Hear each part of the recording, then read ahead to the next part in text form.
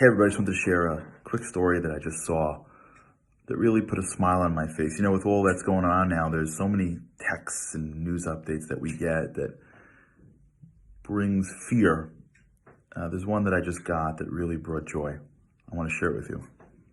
So my friend Phil sent this to me about a guy who lives right outside New Rochelle, who was walking around into one of the restaurants there. I think it was a Chinese restaurant, a kosher Chinese restaurant, and noticed that the place was empty.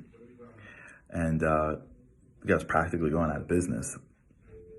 And he paused for a minute and walked up to the guy, handed him a few $1,000s, and started to send packages, shalach manos, to people in New Rochelle who are in quarantine. And he mentioned in the story the level of excitement and thanks that he got from people, and just how much he did for the owner and for the people. And it dawned on me that what this man did is actually the antidote to the feelings that we're all feeling right now. You know, whenever there's a moment of crisis, your body, your mind goes into like a survival mentality. You have the fight or flight reaction.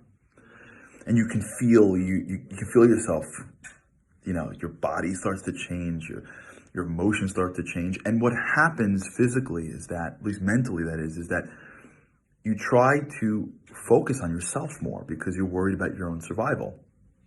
It's hard to be charitable if you're in the middle of a place where you fear for yourself. And so it is normal for people in these moments to be self-focused more than usual.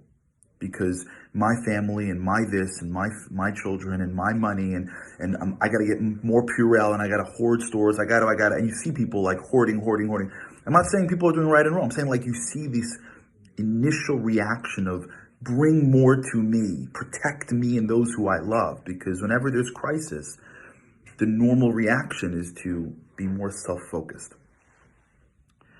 But actually, while there is some level of you have to take care of yourself, once you get past that, the self-focusedness actually makes you more fearful. It makes you more worried because as you focus more on self in a world which we're living in right now, which is a world of fear from doubt, you realize that I can't control anything. And so the more I want to help myself, the more I can't control myself. And then the fear just starts to escalate and it turns into panic. And in fact, the approach really in a world of fear from doubt is actually to focus on other people.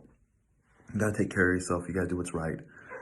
But once you get past that, all the effort that goes into other people is actually what's going to make you feel better.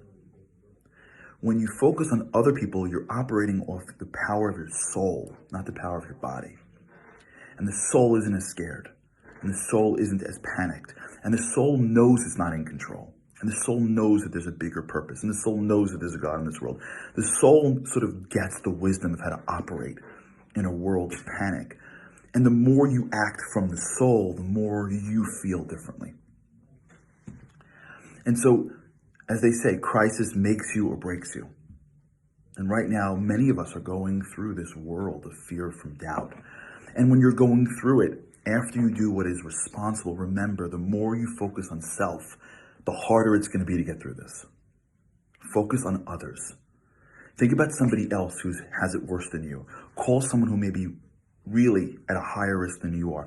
Call that person who's making a simcha, a bar mitzvah, a wedding, who's panicking, and just say that you're with them, or you're with them in spirit. Think about 5 people in your life right now who are maybe having it worse and reach out to them. Send somebody something. Say something to somebody. Because as you train yourself to be other-focused, not only are you benefiting them, but you're also benefiting yourself. Because acting like a soul wins. That's what we got to do. We have a prescription from our rabbis. Pray a little bit more. We don't run this world. God does. Increase the little level of prayers. Get it deeper. Introspect a little more. What's my life about? How can I be more meaningful? If I'm grounded, what can I do in a more meaningful way? And think of others more. Because when we think of each other, that's when we get through it. And when this passes with God's help, it will. We'll be better from it. It won't have broken us. It will have made us.